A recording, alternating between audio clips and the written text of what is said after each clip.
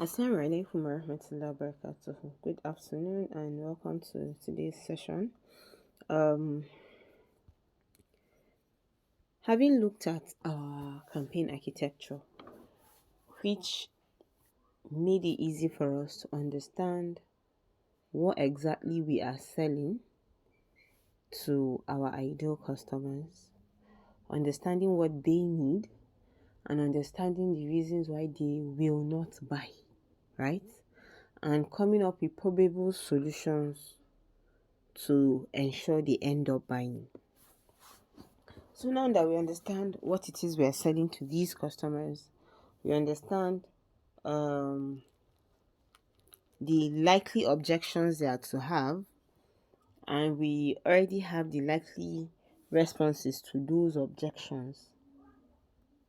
The question now we need to ask ourselves is, who is this our ideal customer? And how do I identify who they are? And how do they know that I am speaking to them, right? When they come across my message on the online space. So that is where the customer avatar sheet comes in. So this sheet is going to walk us through understanding our ideal customer, because once you're able to nail your ideal customer, it now becomes easier for us to craft messages, offers, and other marketing communication materials that will make it easy for us to achieve the goals that we seek. So here we have 9 boxes. Here we are saying brainstorm ideas that best describe your current or intended user. Give them a fictitious name, a representative photo, and other characteristics, psychographics. Other characteristics and psychographics. Here, we did not say demography, rather, we said what? Psychography. Psychography is simply the non tangible characteristics that we can use in identifying our ideal customers. So, number one, don't think of all the possible people that could be your ideal customers. Just select one, right?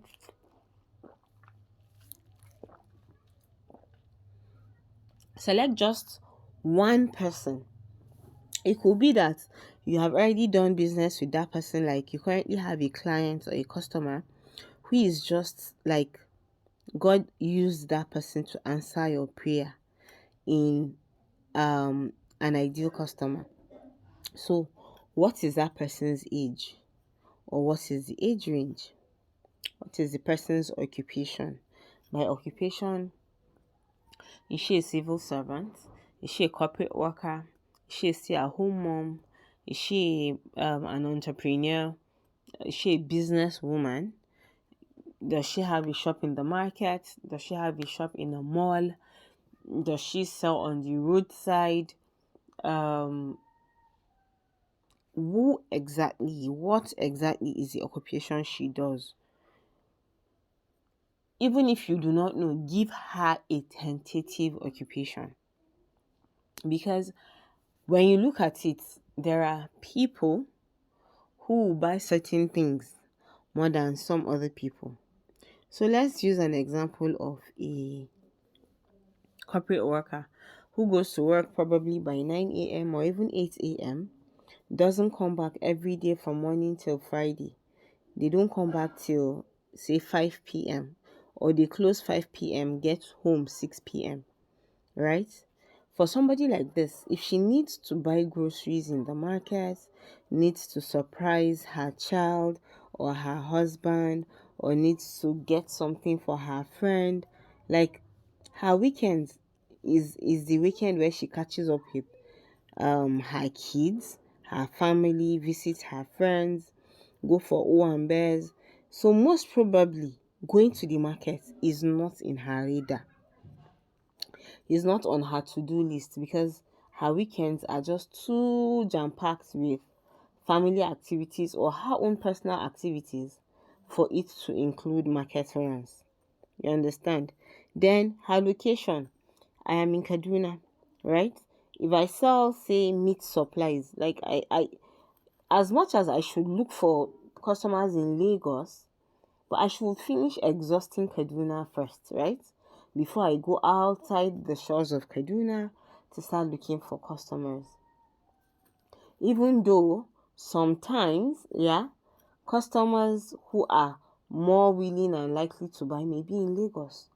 But do I have the facility to use in transporting raw meat from Kaduna all the way to Lagos without it getting spoiled on the road? The response to that is capital letter no, right? So now that I understand that, it will be foolhardy for me to start saying, although I am a meat seller in Kaduna, but my ideal customers are in Lagos. Can I look for those ideal customers in Kaduna? If they are in Kaduna, what is their income range? So, the reason why we need to understand the income range is, let's assume she's a classroom teacher whose salary is 45,000 naira, right? And the way I sell my meat is I sell my meat in, say, in kilos or multiple kilos, and then the minimum order quantity is, say, 15,000 naira. So realistically speaking, do I think a teacher that earns 45,000 naira will remove 15,000 naira at once to buy my meat? The answer is no, right? The answer is no. If her salary is her only source of income, it's not possible. But if the person also is in Kaduna and she's a business owner, and her business makes a net profit of, say, 300,000 naira every month, realistically she should be able to buy 15,000 naira meat. You understand?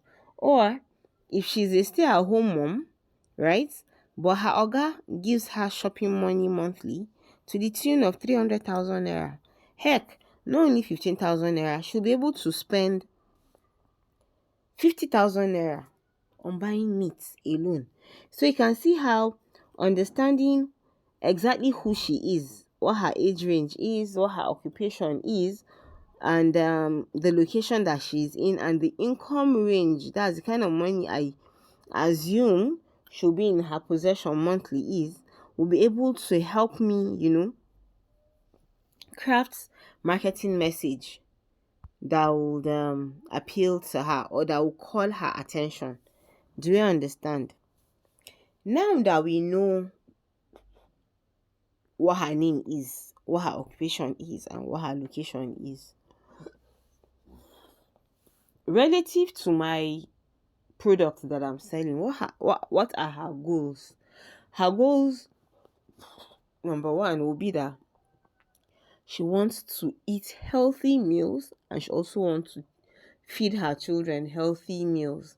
Not just that, she does not want to come across as somebody who is refusing to enjoy herself. Like, she's working hard for her money already.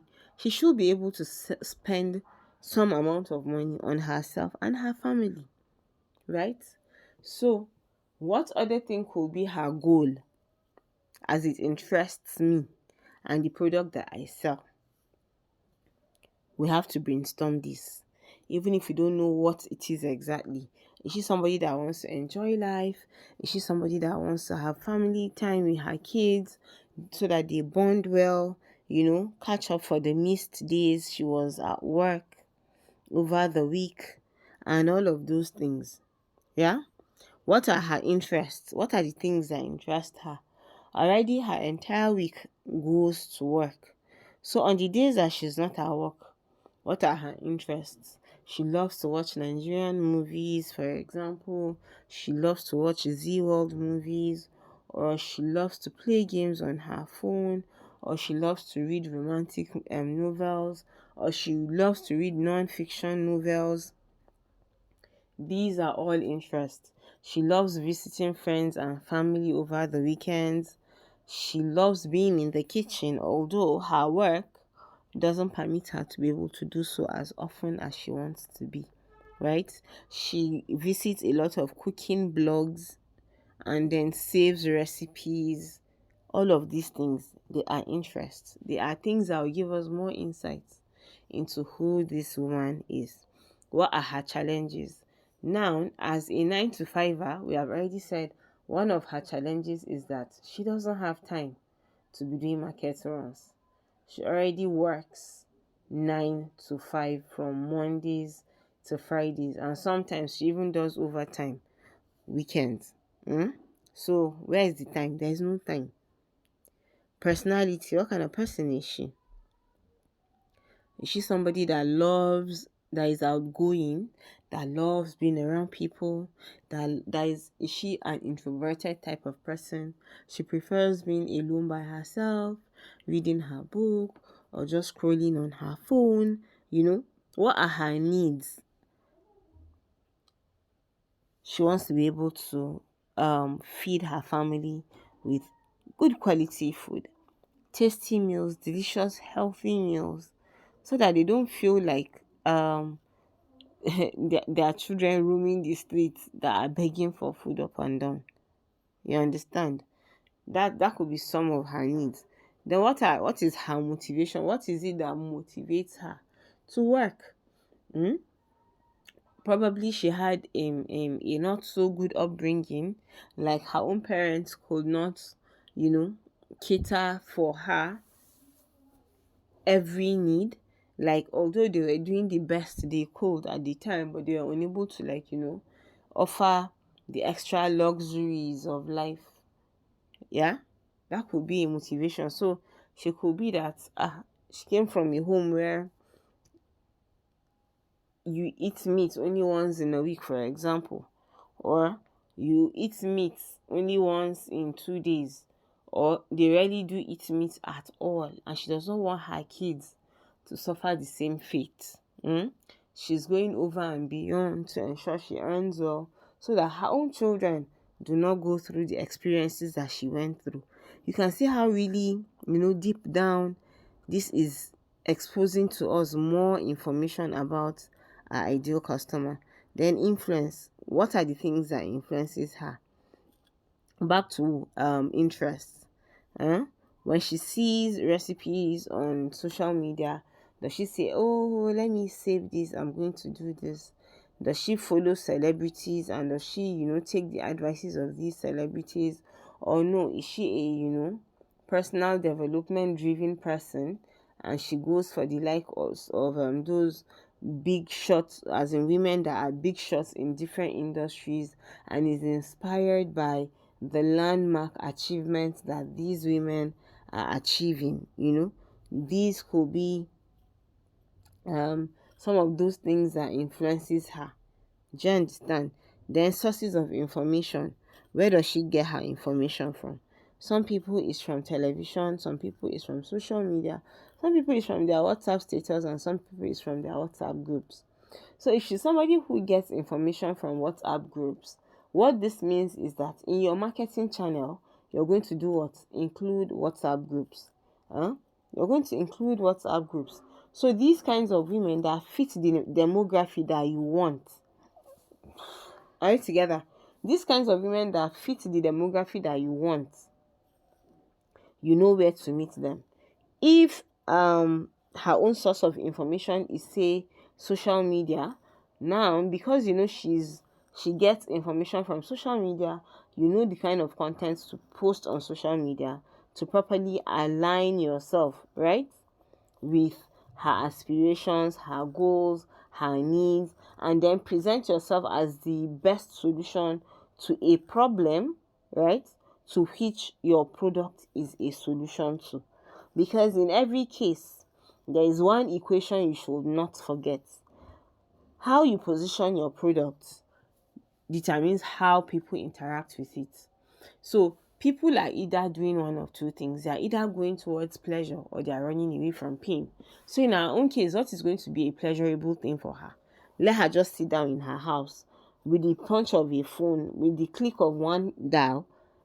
She can place order for her meat sauce, for her meat requirements, or for her protein requirements. Do you understand? So that's taking her away from pain. She does not want to have to start calling the driver or driving herself down to the market inside this hot sun, or inside unpredictable weather where there could be rain, or inside the very cold weather. So if you present yourself as somebody that is taking her away from that pain, and you're like, let us solve your shopping issues for your protein. I know you're already a busy woman from Mondays to Fridays. 8 to 6 p.m., you're always busy at work. On weekends, you want to catch up with your family, you want to visit your friends, you want to go out and just have a leisure time. Going to the market should not be one of those things, or rather, going to the market to go shop for protein and other things is not supposed to be one of those activities you should bore yourself with, and that is why we exist. Because we know how hardworking you are, how much dedication you give to your work, how much you want to be able to impact or bring about change in either your environment, your workplace, or the society at large. We have made it easy for you to shop for your protein requirements for you and your lovely family, so that you have better time to bond with them, cook delicious, healthy meals, and watch your children blossom to become the great leaders of tomorrow you want them to be. You understand? So this has painted a picture in her mind that by the time she wants to order, she's not only ordering my meat supplies, right? But she's ordering what? More family time, healthy meals, more bonding time with friends, liberation, right? From going to the market and stuff. Do you understand? So when we understand all of this one broken down to bits and pieces, guess what is going to do when we add this to our campaign architecture, the benefit ladder, and the campaign brief we arrived to? You can now craft messaging like your content. Now, when you begin to create content, it is going to be hitting, very important notes. It's going to be hitting very important points in your ideal customer's mind, that it makes it the best choice for her to place an order from you. Do you understand? So the more you understand, the more information you have about your ideal customer, the easier it is for you to craft things or messages, to craft offers that will be appealing to them. So what I want you to do now is, using this document, right? Using this document, craft your ideal customer avatar. Create your ideal customer avatar and use all of these boxes, right, to tell us exactly who she is. I'll be expecting your submissions at most by Friday. If you have questions, feel free to drop them in the WhatsApp group.